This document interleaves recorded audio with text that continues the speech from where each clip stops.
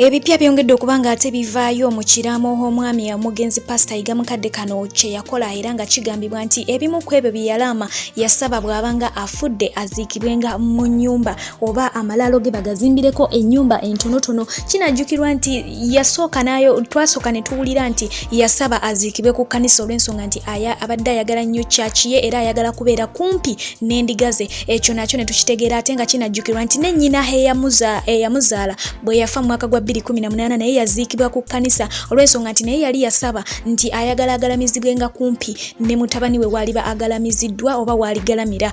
Kakati bamuziika mabega wa kkanisa naye ate ono bamuziika mu malaalo aga bulijjo agali ordinary nti tegali ngaga aba VIP wabula beetolozaako bwetoloza mayinja enkola eyaffe yeddanga bwe yali. Wabula ate kigambibwa nti ono waakuziikibwa ne TV bwaguuga olw'ensonga aba family oba ab'ekika kye bagenza okitulamu ng'omwami ono ayagala nnyo TV era nga kino kijjukirwa olw'ensonga nti bwe yagenda mu ggwanga erya South Africa bw'atyo n'aba nga asinkana scandals ez'okubanga aferebwa. Bangi baayogera ne bagamba nti yandibanga yatunze TV ye eya ABS asobole okuba nga ate afuna ssente munange, naye bw'atyo yavaayo n'abategeeza nti tasobola kutunda TV ye kubanga ajagala nnyo. Kati wano ab'ekika n'ab'enganda we basinzidde okugamba nti abadde ayagala nnyo TV era nga baakugimwongerako mu nnyumba eyo mwe bagenda okuba nga bamuteeka oba gye bagenda okuba nga bazimba ku malaalo ge baakubanga ate bateekamu TV ennene bwaguuga.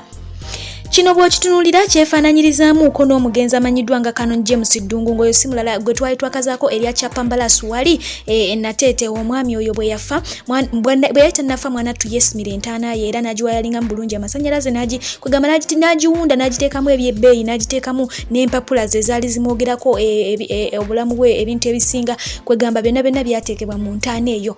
Kakati n'ey'omugenzi Pastor Yiga esuubirwa okuba nga egenda kubeera wired ng'eriko bulungi nnyo amasannyalaze.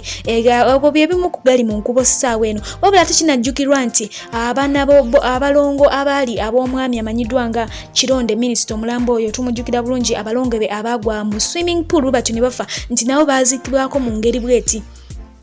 Amalaalo gaabwe gazimbibwako ennyumba entonotono era nga gali munda omwo oyingira mu nnyumba n'osangamu amalaalo. Kaakati naga Pastor Yiga bwe gatyo bwe gasuubirwa kubanga ate gafaanana.